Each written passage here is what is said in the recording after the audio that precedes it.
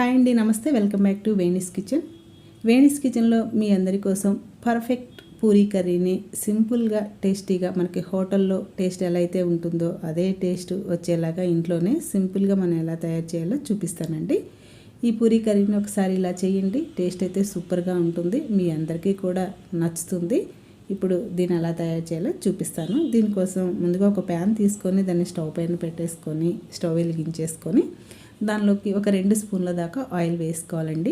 Oil heat అయిన తర్వాత దీనిలోకి ఒక 1/2 టీ స్పూను ఆవాలు, అలాగే 1 స్పూన్ జీలకర్ర, 1 స్పూను పచ్చిశనగపప్పు వేసుకొని ఇవి కొద్దిగా వేగిన తర్వాత దీనిలోకి ఒక 2 ఎండుమిర్చి తీసుకొని ఇలా చిన్న తుంపులుగా కట్ చేసి వేసుకోవాలండి.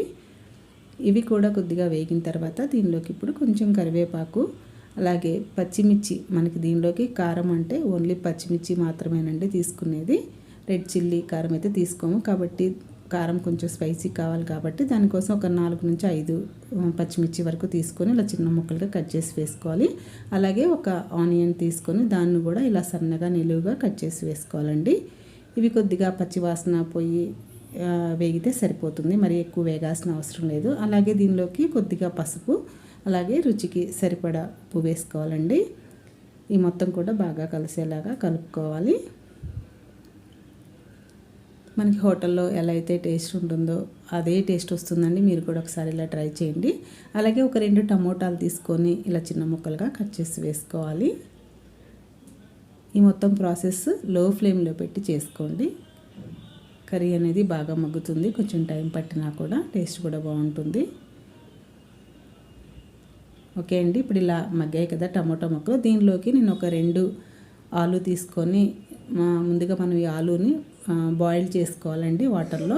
ఇలా బాయిల్ చేసుకున్న ఈ ఆలుని పొట్టు తీసేసి ఇలా చిన్న ముక్కలుగా కట్ చేసి వేసుకోవాలి. ఇప్పుడు ఈ మొత్తాన్ని కూడా లో ఫ్లేమ్లో పెట్టేసుకొని మగ్గించుకోవాలి మూత పెట్టేసి 2 నిమిషాల వరకు. ఈ లోపల మనం ఏంటంటే ఈ కర్రీలోకి శనగపిండిని ఒక 2 స్పూన్ల దాకా తీసుకొని ఇలా వాటర్లో వేసుకొని కొంచెం పేస్ట్ లాగా మొత్తం కలుపుకోవాలండి. మనం డైరెక్ట్గా శనగపిండి వేస్తే ఉండలుగా అవుతుంది. అలాగే మనకి వాటర్లో కూడా మొత్తం కూడా బాగా మిక్స్ అయ్యేలాగా కలుపుకొని కర్రీలో వేసుకోవాలి. అలా అయితేనే మనకి శనగపిండి అనేది మనకి ఇలా అంటే ముద్దగా రాకుండా మంచిగా లిక్విడ్గా వస్తుంది.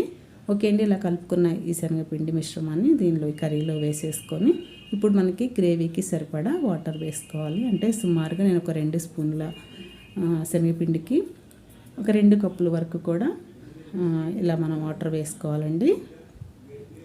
మొత్తం కూడా లో ఫ్లేమ్లో పెట్టుకొని తిప్పుకుంటూ ఉండాలండి. దీన్ని ఇలా మనం మధ్యలో తిప్పకూడదు, కంటిన్యూగా తిప్పుతూ ఉంటేనే మనకి గడ్డలుగా అంటే ముద్దగా రాదు, ఇలా మంచి లిక్విడ్గా వస్తుంది. మొత్తం కూడా బాగా తిప్పుకుంటూ ఉండాలండి కర్రీని. పర్ఫెక్ట్గా ఇలా ఒకసారి మీరు చేశారంటే టేస్ట్ చాలా బాగుంటుంది పూరీలోకి. మీ అందరికీ కూడా ఈ కర్రీ నచ్చుతుందండి. చూడండి ఇలా చిక్కపడింది కదా. ఇప్పుడు దీనిలోకి కొద్దిగా కొత్తిమీర వేసుకుంటే రెడీ అయిపోయినట్టేనండి పర్ఫెక్ట్ పూరీ కర్రీని. ఒకసారి మీరు కూడా ట్రై చేయండి, మీ అందరికీ కూడా కర్రీ నచ్చుతుంది. ఈ రెసిపీ నచ్చినట్టయితే లైక్ చేయండి, షేర్ చేయండి. మరిన్ని రెసిపీస్ కోసం వేణీస్ కిచెన్ని సబ్స్క్రైబ్ చేయండి. Thank you.